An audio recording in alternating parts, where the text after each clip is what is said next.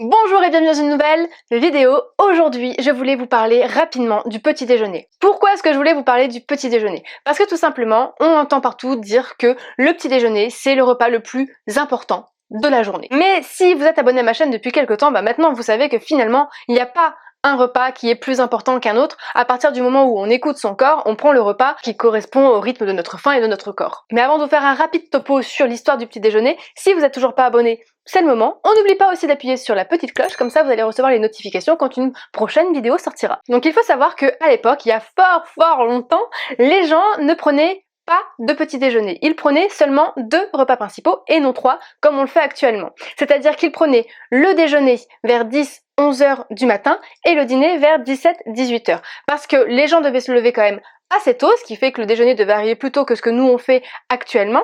Et le dîner arrivait vers 17-18 heures parce que ça concorde assez bien avec l'arrivée de nouveau de leur sensation de faim. Et en général, à l'époque, ils se couchaient assez tôt.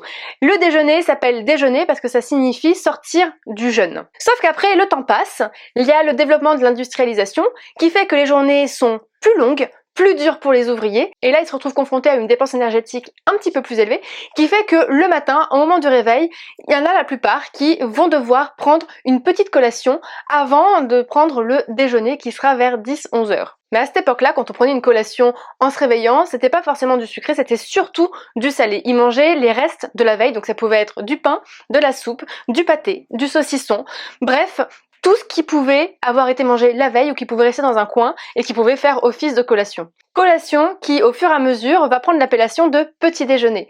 Comme on le sait, le déjeuner c'était le fait de sortir du jeûne, donc il a bien fallu trouver un autre nom pour pouvoir expliquer qu'on mangeait avant le déjeuner. Donc on appelait ça le petit déjeuner, donc une petite collation en fait.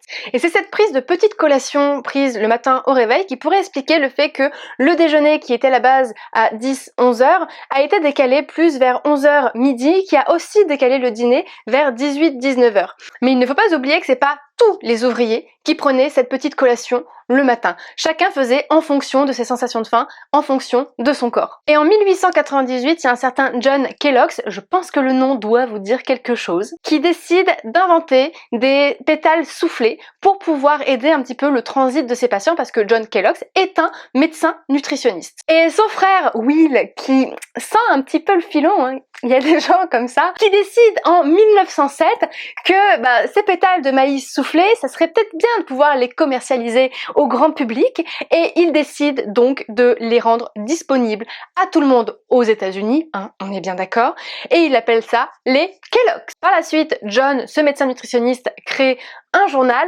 dans lequel il va demander à une certaine Lena Cooper d'écrire un article. Il faut savoir que cette Lena Cooper est une diététicienne et que c'est la petite protégée de John. C'est donc apparemment en 1917 que le grand public voit apparaître cette recommandation diététique de se dire que le petit déjeuner est le repas le plus important de la journée. À partir de ce moment-là, en France, chacun adapte un petit peu son petit déjeuner. Il y en a qui vont continuer à manger salé, notamment dans les campagnes où ça va être souvent des restes, et un petit peu plus en ville où là, on va prendre un petit déjeuner un peu plus sucré avec un verre de lait et avec éventuellement des tartines de pain. Et en 1950, donc pas longtemps après la Seconde Guerre mondiale, Pierre Mendès France décide de fournir un verre de lait gratuit à chaque enfant tous les jours. Et ça dans le but de lutter contre l'alcoolisme des enfants, parce que oui, les enfants buvaient de l'alcool très tôt. Et donc depuis des années jusqu'à aujourd'hui, il y a pas mal d'études qui ont été faites, notamment sur le petit déjeuner, pour montrer ou non les bienfaits de prendre un petit déjeuner. Et bizarrement, à chaque fois qu'une étude a apparemment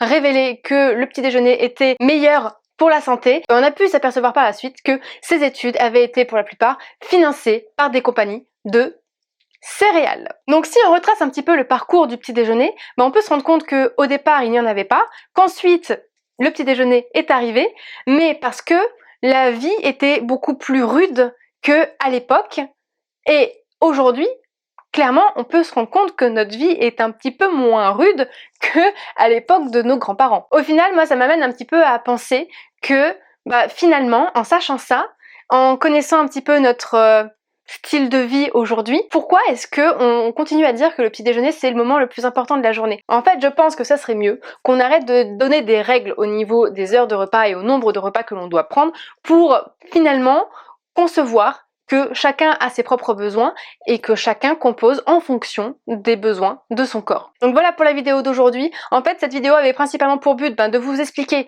pourquoi est-ce que je pense qu'il faut réfléchir en fonction de nos propres besoins et pas en fonction de règles qu'on nous impose, parce que voilà, chacun est différent et l'histoire nous montre bien que l'évolution a un rapport avec au final cette histoire de petit déjeuner et ces histoires de règles. Et aussi pour que vous puissiez comprendre que les études, c'est bien, mais qu'il ne faut pas se baser uniquement sur des études, mais principalement sur de l'expérience et du vécu, parce qu'une étude peut être faussée, quoi. Honnêtement, après le BTS diététique, je me suis tellement basée sur les études et j'ai tellement été à côté de la plaque que maintenant, j'ai plus du tout confiance aux études parce que je me dis qu'on peut leur faire dire ce qu'on veut.